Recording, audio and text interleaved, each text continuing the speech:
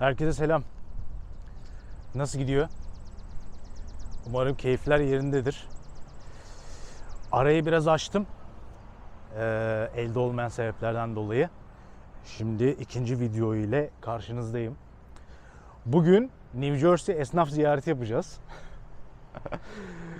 Ziyaret edeceğimiz mekan Bob's Guitars. Bob'la yolum yaklaşık bir ay önce kesişti. Emektar bir akustik gitarım var. Uzun zamandır bakımını yaptırmamıştım. Sap ayarı, telleri vesaire hep gitarıma emanet ettim. Gerçekten çok iyi iş çıkarttı.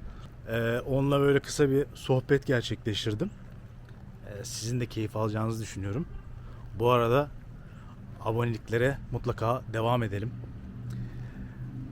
Abone olun, takipte kalın. Daha güzel içeriklerle karşınızda olmaya devam edeceğim. Bob's Gitar yaklaşık bu lokasyonda 1,5 senedir açık şekilde hizmet veriyor. Ama daha öncesinde çok eski müzikal bir geçmişi var Bob'ın. Umarım keyif alırsınız. Abone olmayı unutmayın. Mutlaka abone olun. Bir 5-6 video daha abone olun diyeceğim size. Yeterli aboneye ulaşana kadar. O yüzden aboneliklerinizi ve yorumlarınızı bekliyorum. Evet, şimdi gitara girelim.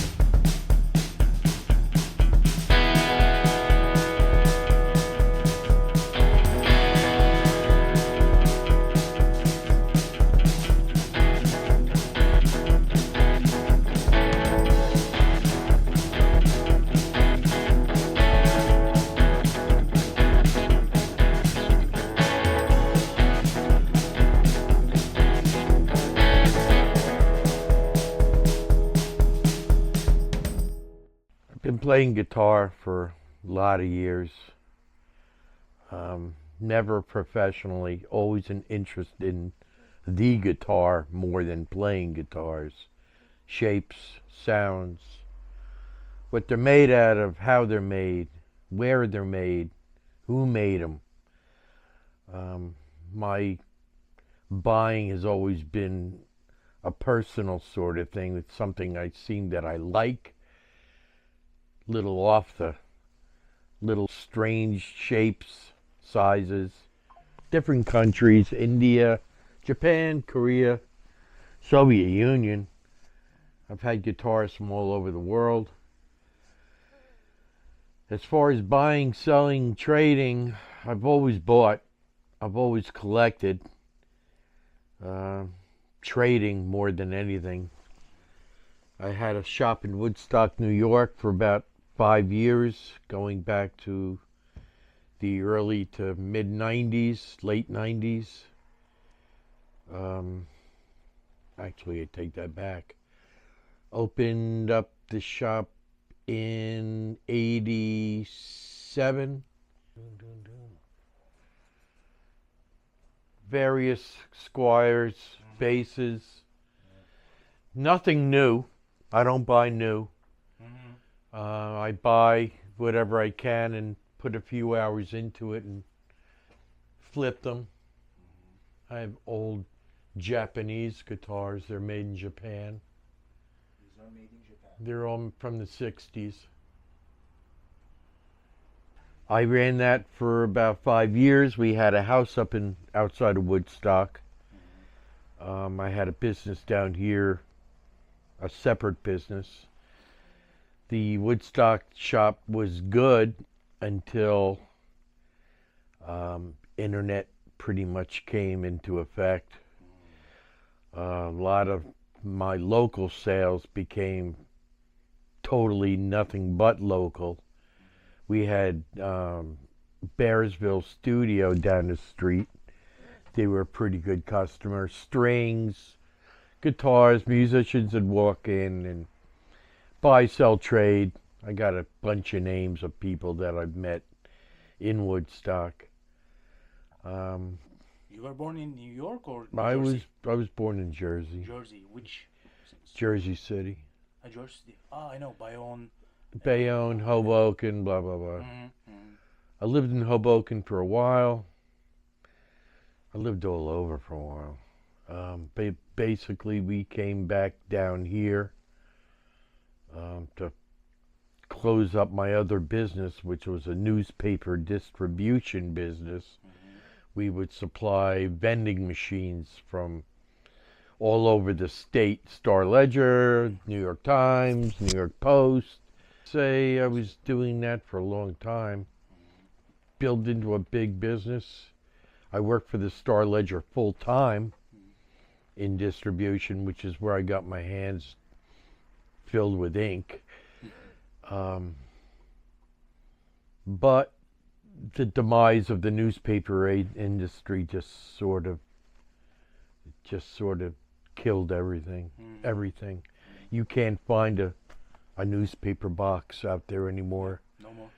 At one point, I had close to 7,000 newspaper boxes from Asbury Park to Cape May. Wow, Jersey Shore. The entire Jersey Shore, every newspaper I had. And I had people, independent contractors, that would get the bulk of the papers, and they would go out, but I would make sure that they got paid, and I'd do the paperwork, and I'd actually deliver papers. Have you ever played in a band? I played in a couple bands when I was younger. Now I just sort of fool around with people that come into the shop, and You played rhythm guitar or bass? I always played guitar and or bass. So it was cover bands or? Yeah, cover songs, some original. Influences go back to Beatles, Stones, Frank Zappa, as an all-around musical genius. I mean, look around. My pictures are Frank Zappa everywhere. He's just,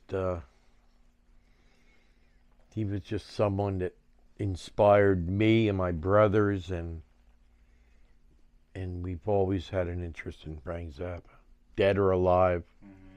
Blondie, and I've always had an interest in music. I've always listened to music. I've always played music. Never professionally, though. Never made a dime. Never made a dime on it. Still don't make a dime. On the wall. This was bought back in '80. Father to go to the Baseball Hall of Fame, and we stopped at a guitar store, and I picked this up because I always traveled with a guitar. I had left one home, and I wound up buying this one, and I've had that ever since. It's my only acoustic guitar that I play. And How old is she? he's about 40 years old, maybe. Wow. It'd probably be my other. This was made for me in Woodstock by a luthier that I had on, that I used to, and we picked out all the parts, we put it in. So this is my electric that I play more than anything. Probably you attended lots of concerts, gigs. Which one was the most unforgettable for you? Was 14.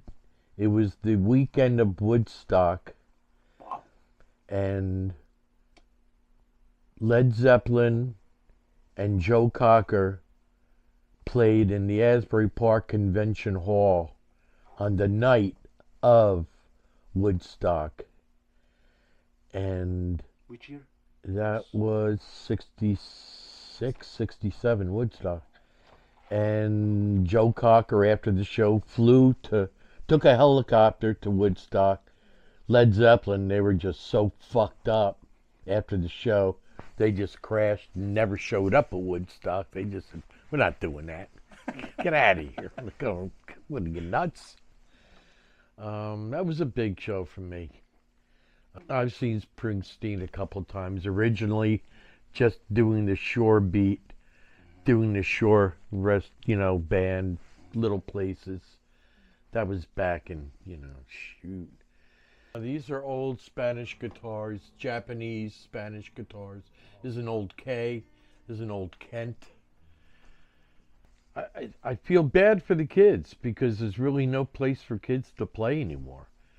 You know, there's no more like little dances, little anything. It's either you play out to make money or you just don't play out.